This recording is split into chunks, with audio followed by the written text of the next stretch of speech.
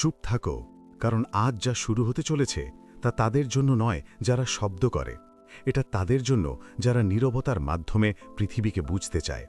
এই পৃথিবীর সবচেয়ে দুর্বল ব্যক্তি সেই নয় যে কথা বলতে পারে না। সবচেয়ে দুর্বল ব্যক্তি হলো সেই ব্যক্তি যে সব কিছু বলে।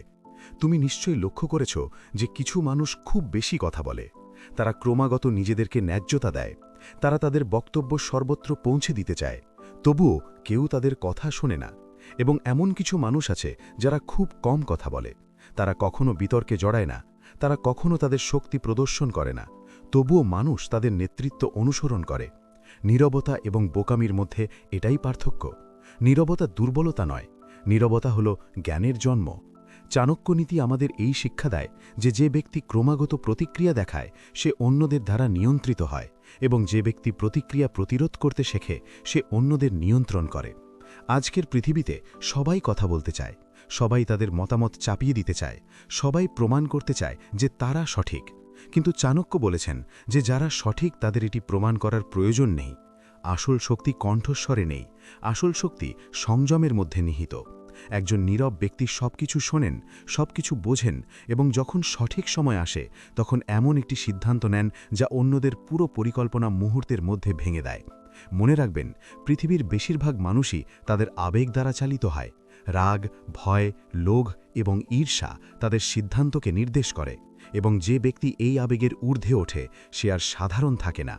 চাণক্যনীতি আপনাকে বেশি কথা বলে কিভাবে জয়লাভ করতে হয় তা শেখায় না, এটি অর্জন করো। এটি তোমাকে শেখায় কখন নীরব থাকতে হবে এবং কখন নীরবতাকে অস্ত্র হিসেবে ব্যবহার করতে হবে। কারণ যে ব্যক্তি তার কথা নিয়ন্ত্রণ করে সে তার ভবিষ্যতের ওপরও নিয়ন্ত্রণ অর্জন করে। এই ভিডিওটি তোমাকে আলোকিত করার জন্য নয়, এটি তোমাকে জাগানোর জন্য তৈরি, যাতে তুমি বুঝতে পারো যে প্রতিবার প্রতিক্রিয়া জানানোর প্রয়োজন নেই। প্রতিক্রিয়া দেখানো সবসময় বুদ্ধিমানের কাজ নয়, এবং কথা বলা সবসময় শক্তির লক্ষণ নয়। কখনো কখনো নীরবতা সবচেয়ে বড় অলৌকিক ঘটনা। এবং আগামী অধ্যায়গুলিতে তুমি শিখবে কিভাবে নীরবতা প্রভাব তৈরি করতে পারে, জ্ঞান কিভাবে পরিস্থিতি পরিবর্তন করতে পারে, এবং কিভাবে শব্দ না করে পৃথিবীকে নিয়ন্ত্রণ করা যায়। কিন্তু তার আগে কেবল একটি কথা মনে রেখো, যে নীরবতা বোঝে সে চাণক্যের প্রথম নীতি বুঝতে পেরেছে। প্রথম অধ্যায়, নীরবতার প্রকৃত শক্তি। নীরবতাকে দুর্বলতা ভেবে ভুল করো না, কারণ এই পৃথিবীর সবচেয়ে গভীর ক্ষত শব্দ ছাড়াই তৈরি হয়। চাণক্য বলেছেন যে যে ব্যক্তি প্রতিটি বিষয়ে কথা বলে সে তার জ্ঞান প্রকাশ করে, এবং যে তার জ্ঞান সকলের কাছে প্রকাশ করে সে দ্রুত পড়ে। মনে রেখো, মানুষ তোমাকে তোমার কথা দ্বারা নয় বরং তোমার প্রতিক্রিয়া দ্বারা চেনে। যখন কেউ আপনাকে উস্কানি দেয় এবং আপনি তাৎক্ষণিকভাবে প্রতিক্রিয়া জানান, তখন আপনি তাদের জানান যে আপনার স্নায়ু কোথায়, এবং যে তা অনুভব করে সে ইতিমধ্যেই খেলা শুরু করে দিয়েছে। অতএব চাণক্য নীতির প্রথম নিয়ম হল সবকিছুর প্রতি সাড়া দেওয়া উচিত নয়। কিছু জিনিস নীরবে মরে যেতে দিন, কারণ প্রতিটি প্রশ্নের উত্তর পাওয়ার যোগ্য নয় এবং প্রতিটি চ্যালেঞ্জ গ্রহণ করার যোগ্য নয়। যে ব্যক্তি নীরব থাকে তারা দুর্বল নয়, তারা অভ্যন্তরীণভাবে পরিস্থিতিটি পড়ে। তারা পর্যবেক্ষণ করে কে কথা বলছে, কেন তারা কথা বলছে এবং কি উদ্দেশ্যে, এবং এই পর্যবেক্ষণ তাদের অন্যদের ওপর অগ্রাধিকার দেয়।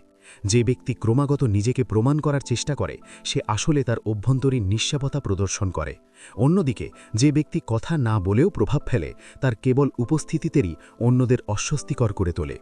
চাণক্য বলেছেন যে যে ব্যক্তির নিজের ওপর আস্থা আছে তার কথার ঝাঁকুনির প্রয়োজন হয় না। নীরবতা আপনাকে সময় দেয়, সময় আপনাকে স্পষ্টতা দেয়, এবং স্পষ্টতা আপনাকে সঠিক সিদ্ধান্তের দিকে নিয়ে যায়। তবে মনে রাখবেন, নীরবতা ভয় থেকে হওয়া উচিত নয়। ভয় থেকে জন্ম নেওয়া নীরবতা দুর্বলতায় পরিণত হয়। নীরবতা শক্তিশালী হয় যখন এটি বোঝার মাধ্যমে আসে, যখন কেউ জানে কখন কথা বলতে হবে এবং কখন বলতে হবে না। যে ব্যক্তি সঠিক মুহূর্তের জন্য অপেক্ষা করতে শেখে সে ইতিমধ্যেই অর্ধেক যুদ্ধ জিতে নিয়েছে। এই পৃথিবীর বেশিরভাগ মানুষই তাৎক্ষণিকভাবে প্রতিক্রিয়া দেখায়। খুব কম লোকই প্রতিক্রিয়া জানানোর আগে চিন্তা করে, এবং সেই অল্প কিছু লোকই মানুষজন ভিড় থেকে দূরে দাঁড়িয়ে আছে বলে মনে হচ্ছে। চাণক্যনীতি আপনাকে শব্দ করতে শেখায় না, এটি আপনাকে পরিস্থিতি নিয়ন্ত্রণ করতে শেখায়। যখন আপনি চুপ থাকেন, মানুষ কথা বলে। তখন তারা তাদের চিন্তাভাবনা প্রকাশ করে, এবং যখন চিন্তাভাবনা প্রকাশ পায় তখন কৌশলগুলি দৃশ্যমান হয়। এই কারণেই একজন জ্ঞানী ব্যক্তি প্রথমে নিজেকে শান্ত করেন, কারণ যে ব্যক্তি নিজের ভিতরের শব্দকে শান্ত করে কেবল সেই ব্যক্তি বাইরের জগৎ বুঝতে পারে। মনে রাখবেন, নীরবতা শূন্যতা নয়, নীরবতা হলো প্রস্তুতি, এবং যে প্রস্তুত থাকে যখন সঠিক সময় আসে সে এমনভাবে কথা বলে যাতে অন্য কারো কথা বলার প্রয়োজন হয় না। এটি চাণক্য নীতির প্রথম অধ্যায়। নীরবতা দুর্বলতা নয়, এটিকে তোমার সবচেয়ে শক্তিশালী অস্ত্র করো। দ্বিতীয় অধ্যায়, সময় এবং অপেক্ষার নীতিশাস্ত্র। যারা এই পৃথিবীতে সবকিছু অর্জনের জন্য তাড়াহুড়ো করে তারা প্রায়শই সবকিছু হারায়। চাণক্য বলেছেন যে ব্যক্তি সঠিক সময়ের জন্য অপেক্ষা করতে পারে না, যতই বুদ্ধিমান হোক না কেন, শেষ পর্যন্ত ভুল সিদ্ধান্ত নেয়। এটি সাবধানে বুঝুন। প্রতিটি বীজ বপনের দিনই ফল দেয় না, কিন্তু একজন অধৈর্য ব্যক্তি প্রতিদিন মাটি খুঁড়ে শেষ পর্যন্ত বীজকেই ধ্বংস করে। এই অধৈর্যতা মানুষের সবচেয়ে বড় শত্রু। আজকের পৃথিবীতে মানুষ তাৎক্ষণিক ফলাফল চায়, তাৎক্ষণিক সম্মান, তাৎক্ষণিক সাফল্য, তাৎক্ষণিক পরিবর্তন। কিন্তু চাণক্যের নীতি আপনাকে শেখায় যে ধৈর্যশীলরা কেবল দীর্ঘ দৌড়ে জয়ী হয়। অপেক্ষা করা নিষ্ক্রিয়তা নয়, অপেক্ষা করা একটি গোপন কৌশল। যখন আপনি অপেক্ষা করেন তখন আপনি পরিস্থিতির পরিবর্তন দেখতে পান। মানুষের মুখ, তাদের উদ্দেশ্য, তাদের বাধ্যবাধকতা সবকিছু ধীরে ধীরে স্পষ্ট হয়ে ওঠে। যে ব্যক্তি তাড়াহুড়ো করে সিদ্ধান্ত নেয় সে তার নিজের শক্তি হ্রাস করে, কিন্তু যে ব্যক্তি সঠিক মুহূর্তের জন্য অপেক্ষা করে সে কম প্রচেষ্টায় বৃহত্তর প্রভাব তৈরি করে।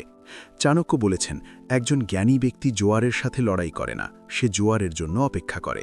মনে রাখবেন, প্রতিটি যুদ্ধ তরবারি দিয়ে জেতা যায় না, কিছু যুদ্ধ সময়ের সাথে জয়লাভ করে। যখন প্রতিপক্ষ নিজেকে সবচেয়ে শক্তিশালী ভাবতে শুরু করে তখন বুঝতে হবে তার পতন ইতিমধ্যেই শুরু হয়ে গেছে।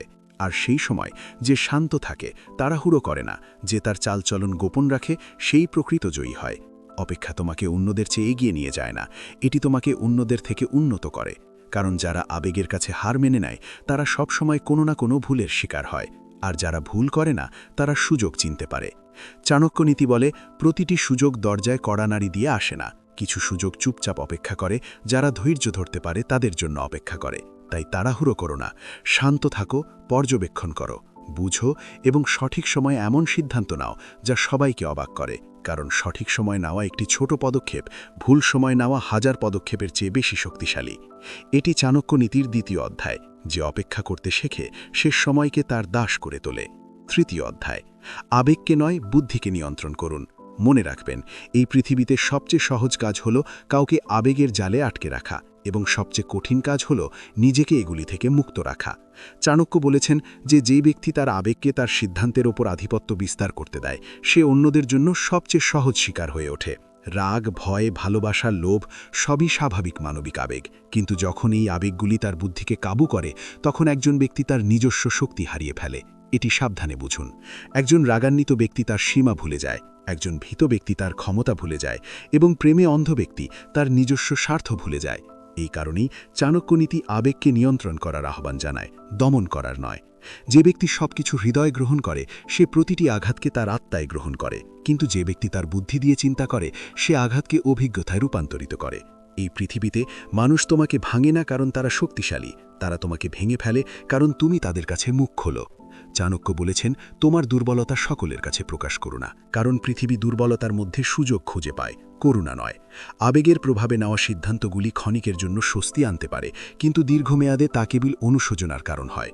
যখন আপনি শান্ত থাকেন তখন আপনি শুনতে সক্ষম হন, যখন আপনি শুনতে সক্ষম হন তখন আপনি বুঝতে সক্ষম হন, এবং যখন আপনি বুঝতে সক্ষম হন তখন আপনি সঠিক সিদ্ধান্ত নিতে সক্ষম হন। এটাই ক্ষমতার ক্রম। চাণক্য নীতিতে বলা হয়েছে যে ব্যক্তি তার আবেগের মালিক হয়ে ওঠে সে পরিস্থিতিরও মালিক হয়ে ওঠে। অতএব প্রতিবার প্রতিক্রিয়া দেখাবেন না এবং প্রতিবার আপনার হৃদয় খুলে দেবেন না। কিছু জিনিস মনের মধ্যে রাখা হয়, কিছু আবেগ সময়ের সাথে সাথে শান্ত হয়, এবং কিছু সিদ্ধান্ত কেবল জ্ঞানীর মাধ্যমে নেওয়া হয়। এই কারণেই একজন জ্ঞানী ব্যক্তি ভিড়ের মধ্যে থাকাকালীন ভিড়ের অংশ হয়ে ওঠেন না, কারণ তিনি জানেন যে নিজেকে নিয়ন্ত্রণকারীকে নিয়ন্ত্রণ করার ক্ষমতা অন্য কারো নেই। এটি চাণক্য নীতির তৃতীয় অধ্যায়। আপনার আবেগ অনুভব করুন, কিন্তু তাদের আপনার শাসক হতে দেবেন না। জয় চাণক্য, জয় নীতি।